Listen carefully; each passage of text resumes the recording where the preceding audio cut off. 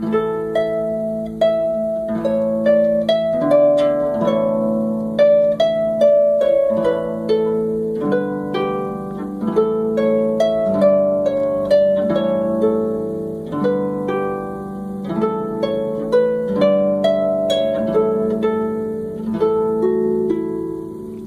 Passages, Episode 81, 7th Argonauts. The Trojan Sea-Monster, from Diodorus. Previously, Jason and the Argonauts set sail from Iolcus, and had several adventures, concluding with Phineas and the Harpies.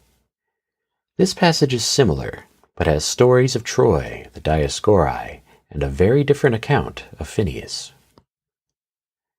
After Jason assembles the Argonauts, thankfully only a handful are mentioned this time, they land at Troy and discover a princess bound in chains on the shore's edge.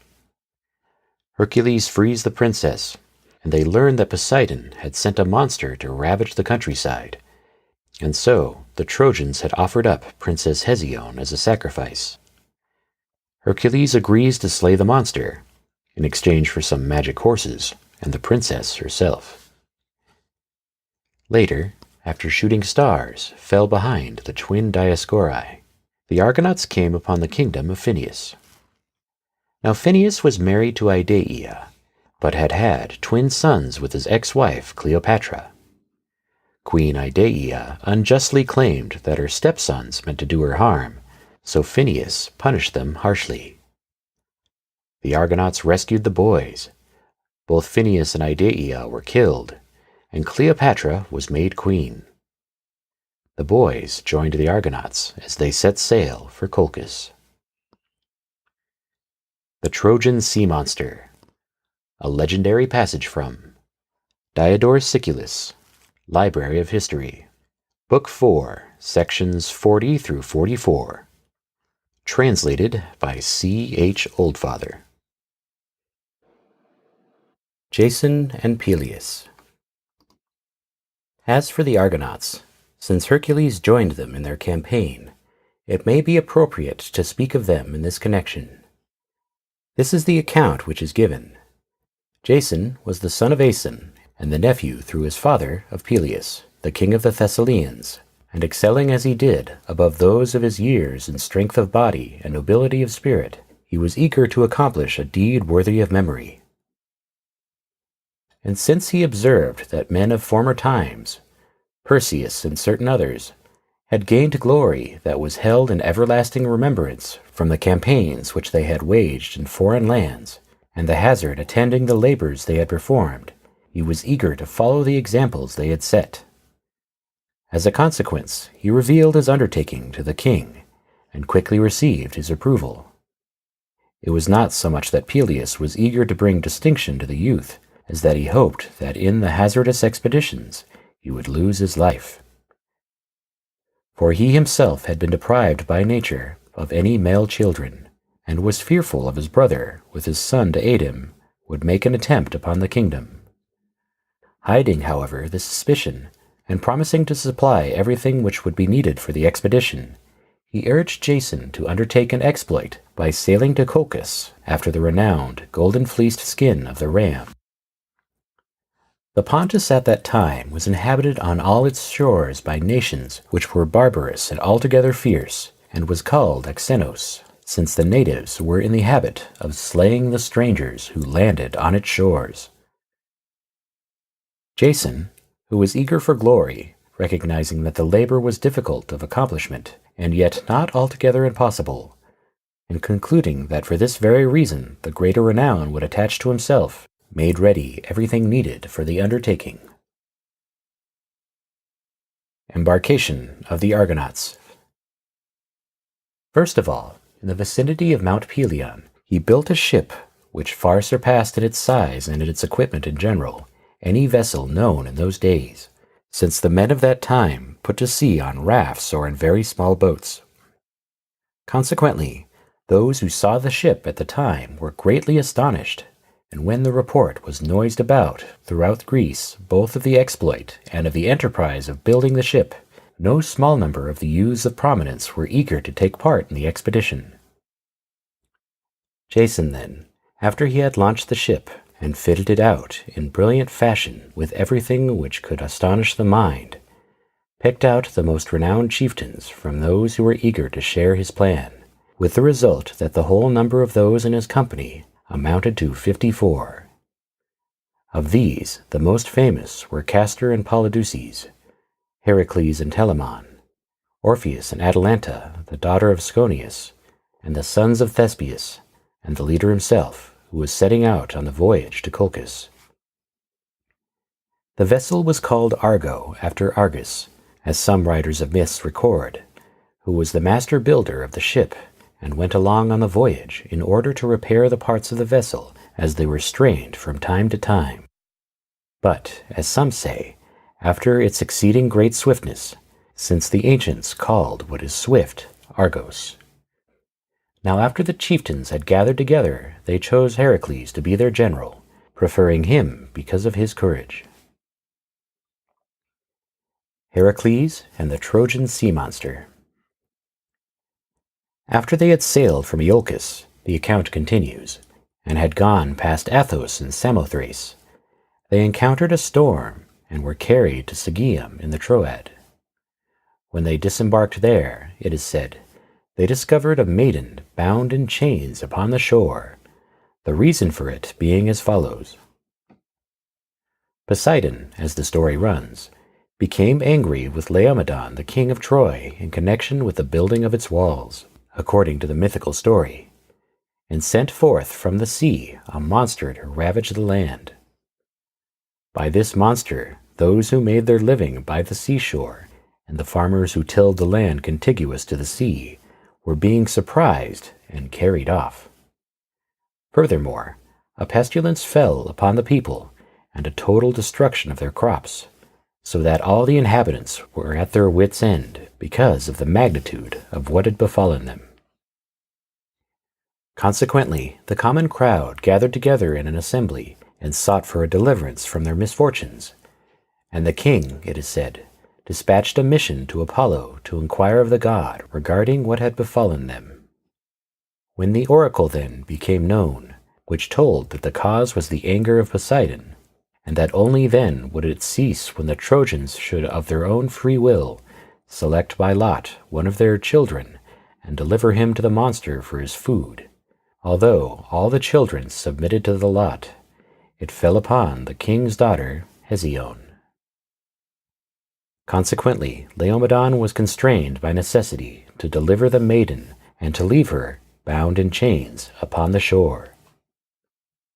Here, Heracles, when he had disembarked with the Argonauts and learned from the girl of her sudden change of fortune, rent asunder the chains which were about her body, and going up to the city, made an offer to the king to slay the monster.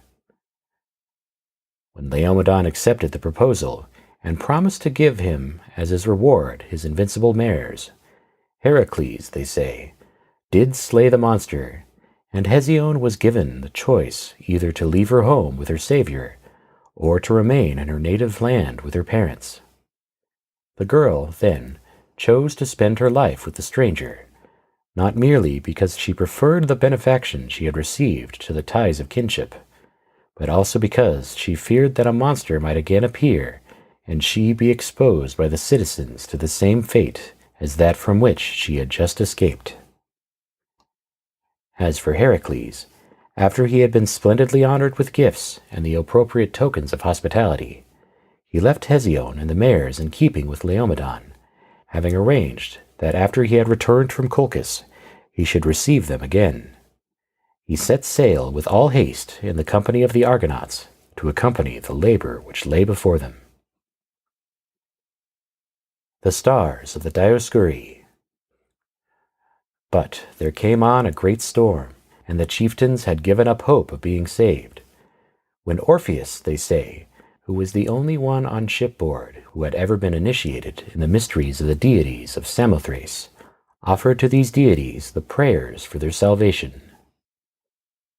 And immediately the wind died down, and 2 stars fell over the heads of the Dioscori, and the whole company was amazed at the marvel which had taken place, and concluded that they had been rescued from their perils by an act of providence of the gods.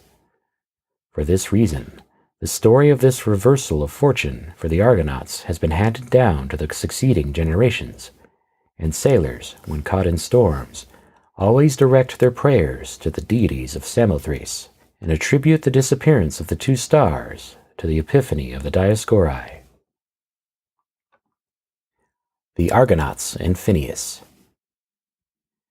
At that time, however, the tale continues, when the storm had abated, the chieftains landed in Thrace, on the country which was ruled over by Phineas. Here they came upon two youths, who by the way of punishment had been shut within a burial vault, where they were being subjected to continual blows of the whip. These were the sons of Phineas and Cleopatra, who men said was born of Oreithyia, the daughter of Erechtheus and Boreas, and had unjustly been subjected to such a punishment because of the unscrupulousness and lying accusations of their mother-in-law. For Phineas had married Idaea, the daughter of Dardanus, the king of the Scythians, and yielding to her every desire out of his love for her, he believed her charge that his sons, by an earlier marriage, had insolently offered violence to their mother-in-law out of a desire to please their mother. And when Hercules and his friends unexpectedly appeared, the youths who were suffering these tortures, they say, made supplication to the chieftains, as they would to gods, and setting forth the causes of their father's unlawful conduct, implored that they be delivered from their unfortunate lot. Phineas, however, the account continues, met the strangers with bitter words, and offered them not to busy themselves with his affairs. For no father, he said, exacts punishment of his sons of his free will, unless they have overcome, by the magnitude of their crimes, the natural love which parents bear towards their children. Thereupon the young men, who were known as Boreadae, and were of the company which sailed with Heracles, since they were brothers of Cleopatra, and because of their kinship with the young men, were the first, it is said, to rush to their aid, and they tore apart the chains which encircled them, and slew such barbarians as offered resistance. And when Phineas hastened to join battle with them, and the Thracian multitude ran together, Heracles, they say, who performed the mightiest deeds of them all, slew Phineas himself, and no small number of the rest, and finally capturing the royal palace, led Cleopatra forth from out of the prison, and restored to the sons of Phineas their ancestral rule. But when the sons wished to put their stepmother to death under torture, Heracles persuaded them to renounce such a vengeance, and so the sons, sending her to her father in Scythia, urged that she be punished for her wicked treatment of them. And this was done. The Scythian condemned his daughter to death, and the sons of Cleopatra gained in this way among the Thracians a reputation for equitable dealing.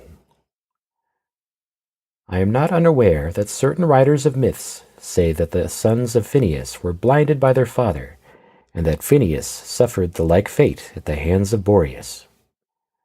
Likewise, certain writers have passed down the account that Heracles, when he was ashore in Asia to get water, was left behind in the country by the Argonauts. But, as a general thing, we find that the ancient myths do not give us a simple and consistent story. Consequently, it should occasion no surprise if we find, when we put the ancient accounts together, that in some details they are not in agreement with those given by every poet and historian. At any rate, according to these ancient accounts, the sons of Phineas turned over the kingdom to their mother Cleopatra, and joined the chieftains in the expedition. And after they had all set sail from Thrace, and had entered the Pontus, they put in at the Tauric Chersonese, being ignorant of the savage ways of the native people. For it is customary among the barbarians who inhabit this land to sacrifice to Artemis Tauropolis the stranger who put in there, and it is among them, they say, that at a later time Iphigenia became a priestess of this goddess, and sacrificed to her those who were taken captive. This passage continues back into episode 75, with Medea helping the Argonauts steal the golden fleece, But our next passage deals with the first encounter between Jason and Medea.